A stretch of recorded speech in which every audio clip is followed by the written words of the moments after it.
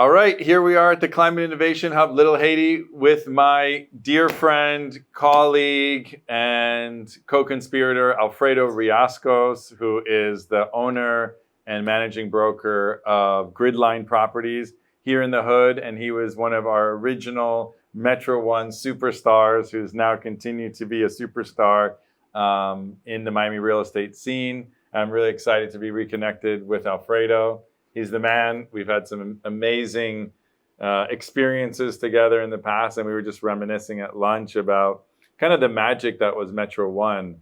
And so, Alfredo, why don't you share with everybody like the history? Like, when did you start at Metro One? When did you start in the business? Like all of that. So first off, I'm so happy to reconnect. We just had a lovely lunch. It's great to see the evolution of Metro One and of Tony Cho as his own self and brand. I started Metro One when I was 19 years old. I'm 38 today. And I spent a little over 10 amazing years at Metro One. It's where I really cut my teeth. I went into that business not knowing anything about real estate. I was inexperienced, I was young, I was naive, I was immature. But Metro One took me in and it helped me grow. It molded me into what I've become, into what my business, Gridline Properties, has become. And we had an amazing run together. So only the absolute best memories from that amazing ride that we all shared together. Tons of hard work, tons of exciting changes, not only as an individual, as a businessman, as a broker, but we saw Miami really turn the page and grow into a more mature city. And we were at the front lines of that. So it was a very exciting time to be in the real estate business in South Florida during those years of when I started 2007 all the way to 2017 plus. So right before the pandemic. That's amazing. That's amazing. So you were there basically a year after Metro One formed in that warehouse on the rail, which now you look down that street and there's how many buildings you can't even count. And it's just amazing to reminisce and see kind of like what has happened since. And really, when we started talking about the urban core 20 years ago, people thought we were talking about hip hop. They didn't understand. People didn't understand that this is a real estate submarket and a renaissance, really an evolution of Miami, because Miami was like this donut hole where all of the good stuff was happening on the periphery in Coral Gables, Coconut Grove, Miami Beach, Aventura, but we didn't have a downtown. There was basically only office traffic during the day. We didn't have any of these we didn't have an arts district. We didn't have any of these cool areas. And now Miami is like, people compare it to a London or to New York with all these vibrant different neighborhoods. And you were there in the beginning, as was I, of the formation of this concept of people that would come from Coral Gables with high heels on and the Birkin bags and be scared for their life and go to Joey's and all of these things, and how it's really changed and kind of like what was the feeling of what we were doing. Like I kind of look at like when Google X started or like all these like an underground project, but what was it like? What was the feeling? What was the vibe? What was electric about it for you? So, to go back to that era, one thing that I think that you could reflect on looking backwards now is that, including you, Tony, we were all kids.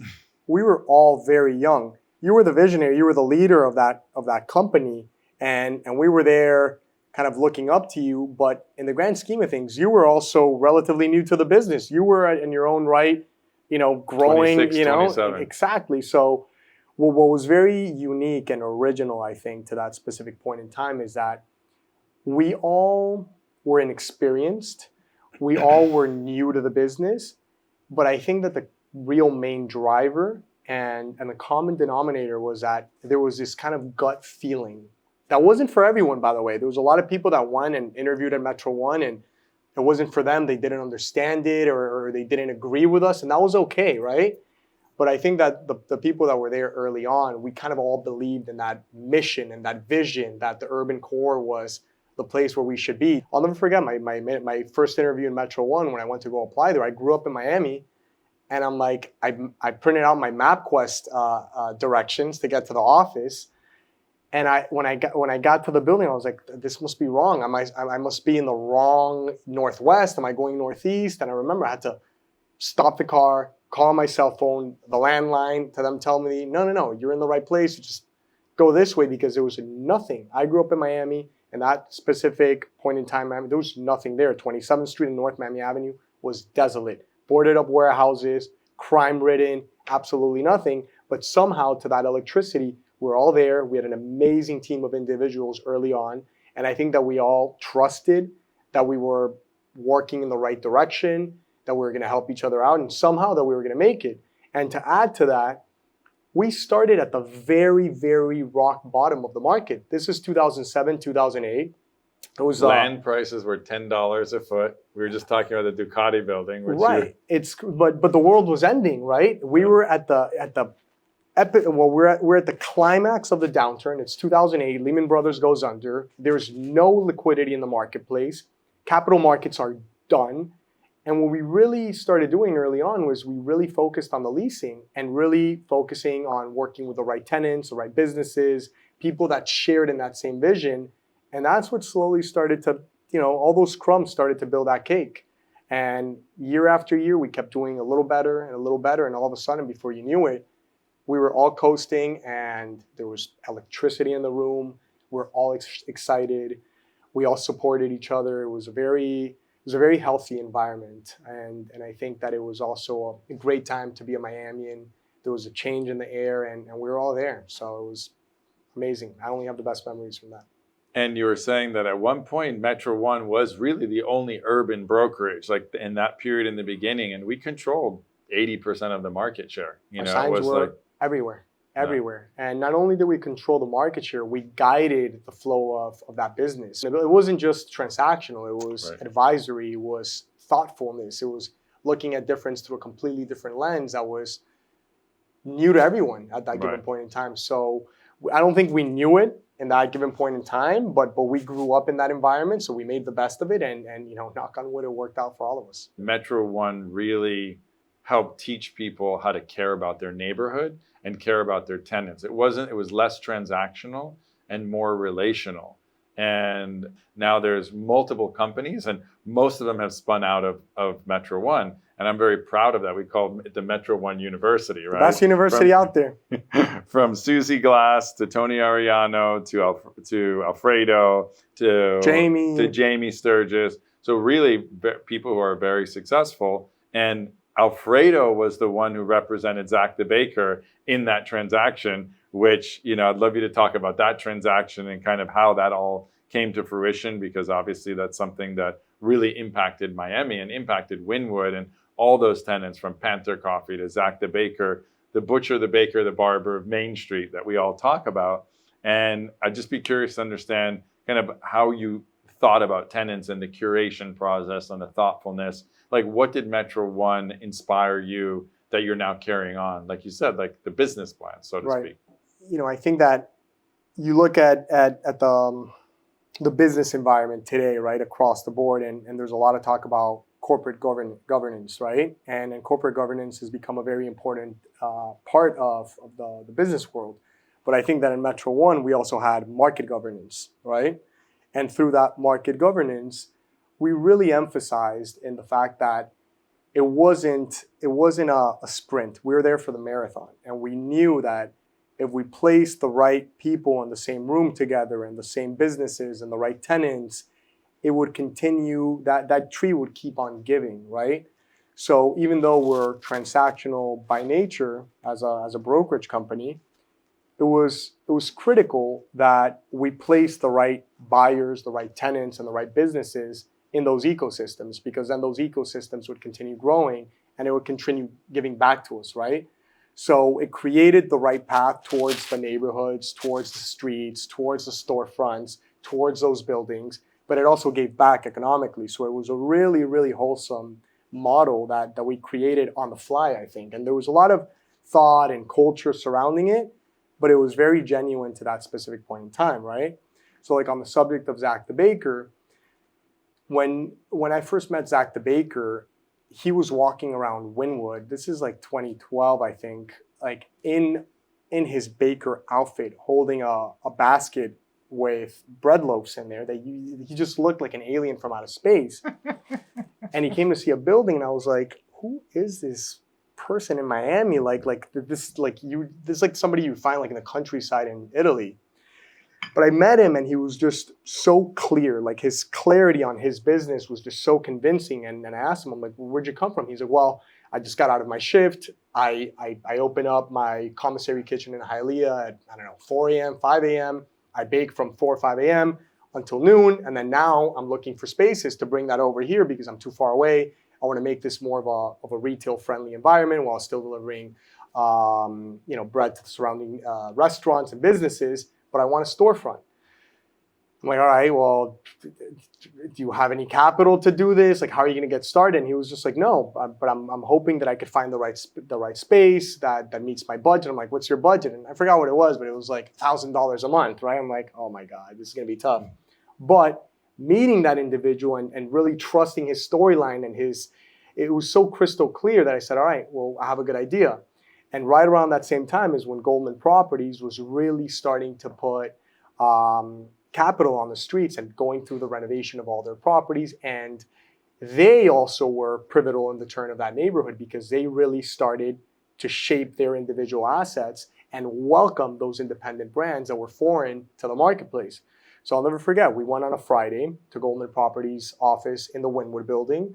Joe First, which was the managing director at that time for Goldman and was spearheading all of their Wynwood assets, was there with Victor, who is the director of construction.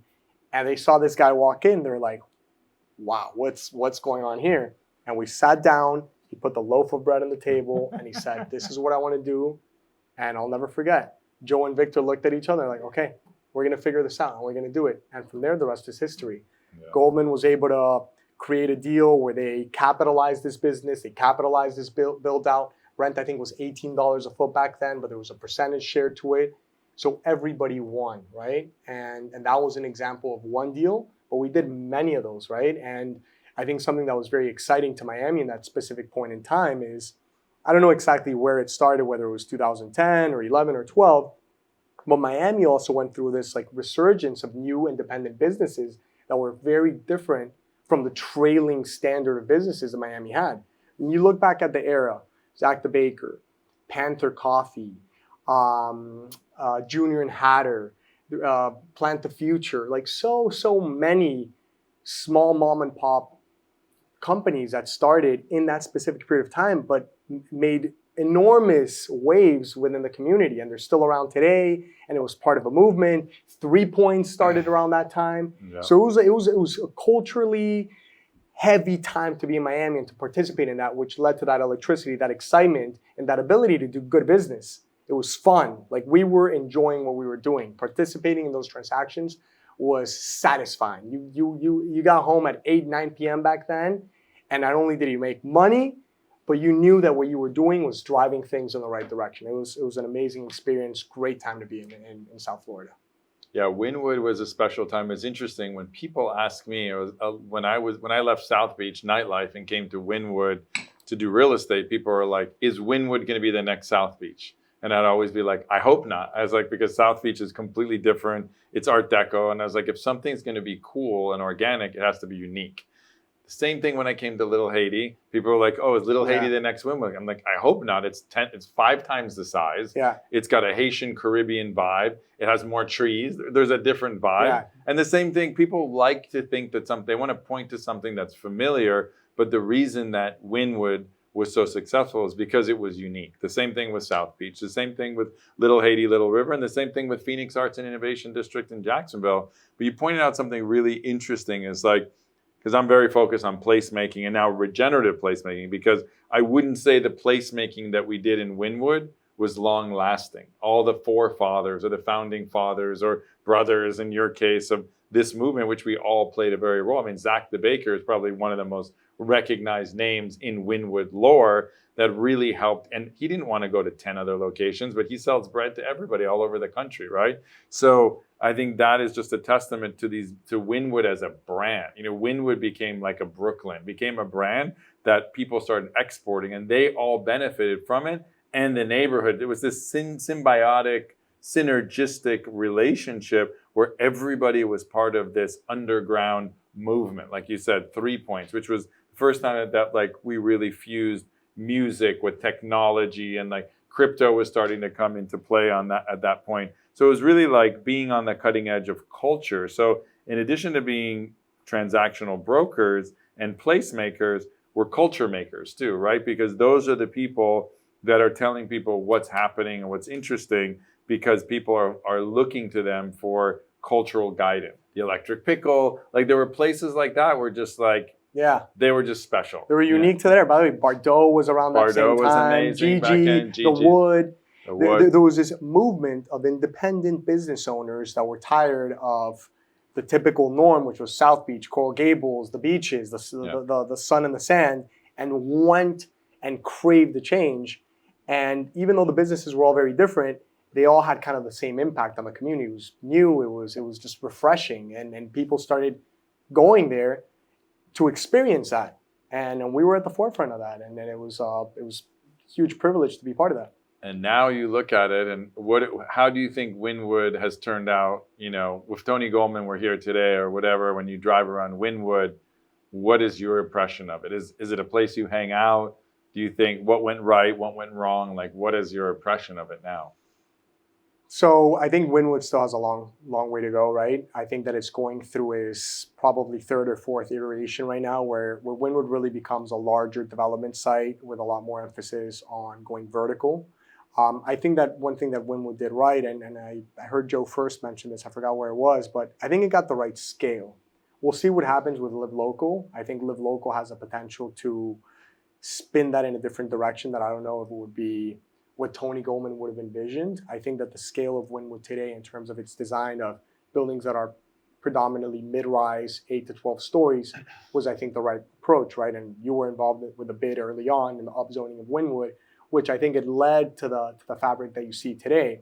But Wynwood also went through its growing pains, which is kind of what we experience when we go there today, maybe on a Saturday night, where it just became overly touristy. That attracts a different type of nightlife. It attracts a different type of venue, where I think that there might be some differences there. But from a real estate perspective, it continues to be a successful submarket with room for growth, room for improvement. So I think overall, Wynwood's this incredible case study of success, but it still has many more innings to go and to continue evolving in its own right, in its own direction under new leadership, new businesses, new development, and so forth. Yeah, I would agree. And I think there was some things that were unintended consequences in Wynwood. You know, the bonus heights were given on the periphery. And so it ends up being a reverse wedding cake, right? The tall buildings on the end, and then it goes in towards that. And we wanted to preserve the warehouse as a single story because that has the most character and is the most low density. When you go to any European city, Paris, London, Prague, it's all these 3 to 5 story walk-up buildings that is the human scale, where you can still see the light. You still have the shop owner at the ground floor. And so I think that it, even at the height that Wynwood was, it probably could have been less.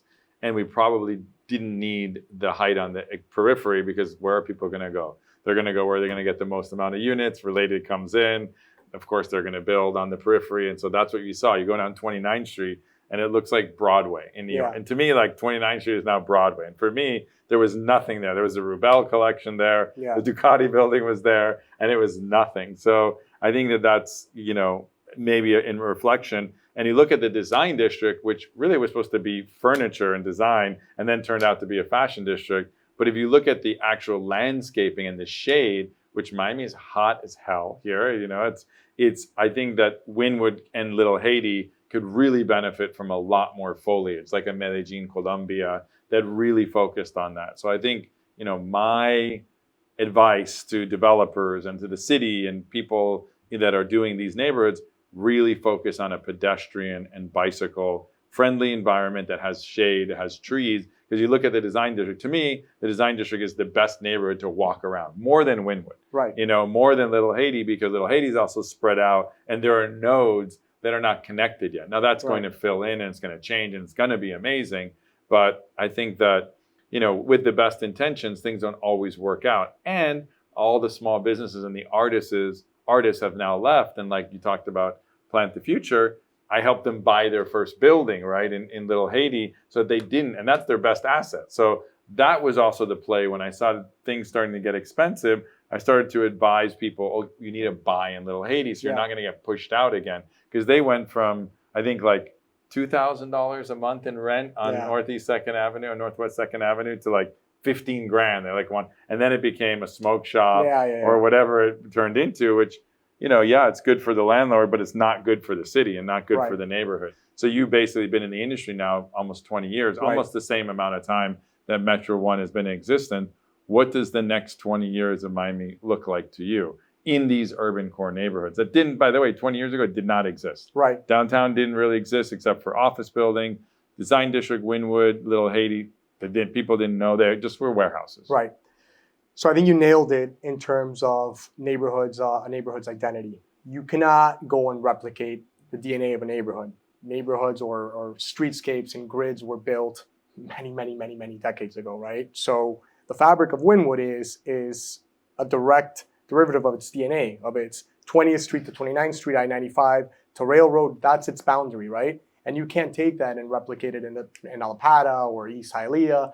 It doesn't happen. It needs to happen through its own form, right? Design District. Design District is probably one of the most compelling neighborhoods in the entire United States, but it's also very unique in the sense that it's probably 3 to 4 blocks as well, right? And low scale. Low scale, and it creates just like this very boutique area where people could walk from one block to the next. But if that neighborhood were to be, 30 by 30 blocks, it changes everything, right? All of a sudden you can't control it as much as the Design District is controlled right now. So looking into the future, what I think is interesting is I think you're going to start seeing micro neighborhoods within a larger neighborhood, right? So we're now here off of Northeast 2nd and 59th Street, and this whole area is considered Little River, Little Haiti, between 54th all the way to where the river is. But it cannot be just Little Haiti, Little River, right? I think that you start to see specific areas that start to define themselves in their own independent way. Then you have where Magic City is, not too far from here. That's going to be different. You have a completely different landscape there. You have a big former trailer park that's mostly vacant land. To the north of that, you mostly have single-story warehouse buildings. So you now have to figure out how those individual owners and investors that go in there use their own creativity, their own capital, and their own resources to shape it into what best suits it, right? But you also can't really go against the grain, right? It's like you have to follow the path of least resistance, and certain areas are going to be more adaptable to XYZ uses, and certain areas are going to be more adaptable maybe to vertical development. And you just can't fight the ocean, right? You kind of have to feel out which way the wind is blowing and go in that path. And I think that's the future of Miami as some of these micro neighborhoods start to emerge and you start to see change and you bring in thoughtful investors and developers into it. And I think that we have an immense amount of runway. Miami's still an incredibly young city. There's a ton of opportunity. There's exciting areas. I mean, the city's growing. There's so much in front of us that I'm hopeful that we can continue doing our part to guide it in a beneficial direction for all of us that live here. Amazing. Well, I think that just sums it up. Excited to be here with my friend, my colleague, and very excited and really proud of you for all the amazing success that you've had and for 20 more years of continued success. And I hope we get to work together and do more deals in the future and continue to shape this incredible city that we call home. I love it. I appreciate it. Look, it all started at Metro One. So you were the first one to guide that ship, Tony. So there's an immense amount of gratitude from that perspective. I always look back at those years and I tell my wife, I get teary-eyed. It was just such an amazing time, but it felt right. We did well. We did what we had to do, and here we are. So cheers to 20 more years. Thank you for having me.